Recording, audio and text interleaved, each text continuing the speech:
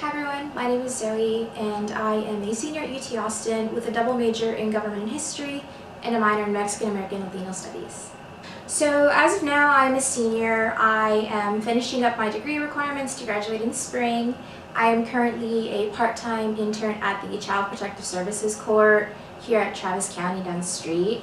I am embarking on my history honors thesis as a senior, and I am currently applying for law school and starting law school in the fall. The way it works is you get an invite in the summer and you have like that first part of the application where you work on your resume, short answer questions, an essay, and so you pretty much have the whole summer to do that. And then you submit your applications towards the end, and that's when you find out if you make it to the next round, and that's where the interviews happen in the fall. And so I think the hardest part for me was trying to condense everything from high school and college into one resume onto a scholarship portal that is so unfriendly to any form of like format or template. And it was just really disheartening trying to see like these blocks of text and going, oh my gosh, I have no idea if this is comprehensible at all.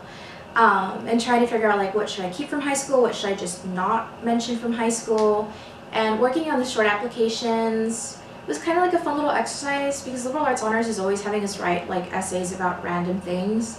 And so when they ask you questions like, where do you see yourself in 20 years? It was like a fun little like thought experiment that I had. And I think the challenge was keeping it practical but also slightly optimistic. You know, you don't want to seem too like, I'm going to change the world into sentences. You want to be like, this is how I plan to approach this cause that I plan to make some impact for. And then keeping that into about 20 words, that's where the challenge lies. But so originally we get invited and I didn't know what to think about the scholarship. So I spent a lot of time contemplating at home with my family and, you know, talking to people who knew me. I was like, do you think this is something I should embark on? It's pretty much going to be like a part-time job over the summer. And, you know, I could just be taking my summer class and just focusing on me. Because this is going to be like an endeavor that I was picking up. And my parents told me, you know, if the whole point of the scholarship is to have different opportunities in life, why not give it a shot? The worst thing that could happen, and this is my dad's quote, is that you get it, and then you have to figure out what happens next. So that was kind of the mentality I had going into this, the whole what if. What if I do get it? What would that mean? How would college be different? You know, what would that mean for my future? What would that mean for the people like meet?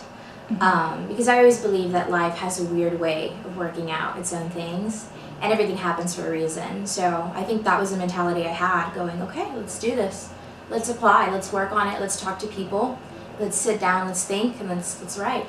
We have a lot of resources on campus that students just don't know about, and I think one of the reasons why I was able to do so well with the application process is because I practically lived at the liberal arts career services. I had people read my essays, I did so many mock interviews, and I was able to get like consulting with people who work with like the career services people, especially the scholarship essays. You want to have someone read it because you got to be able to know when you're talking too idealistic and when it doesn't sound like you. And sometimes your parents are like, this is great, and you're like, I need someone to critique me and give me feedback. And so I highly recommend that people take advantage of the resources we have on campus. Use the Writing Center, use the Liberal Arts Career Center, do those mock interviews, like take advantage of what you have on campus. You don't have to go into this process alone, especially.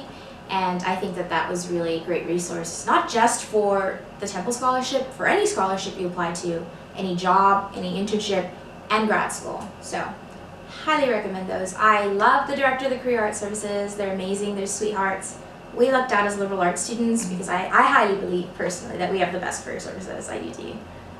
I had quite a lot of goals going to UT Austin. I was the first in my family to go to a school like UT, and one of my goals was to study abroad. I was able to do that sophomore year, to do an honors thesis, which I'm doing now, and to go to grad school. So those are my more academic goals. I think my life goal in general is to stay in Austin. I do believe that my impact here is a lot stronger with my causes. I want to do a lot of work with the Texas Education Agency and to work on Texas education in general. Both my parents are public school educators. All my family members work in the school districts. So being able to stay in Austin and to do something with that, I think, is my outside of the Temple Scholarship goal, at least for the next 5 years.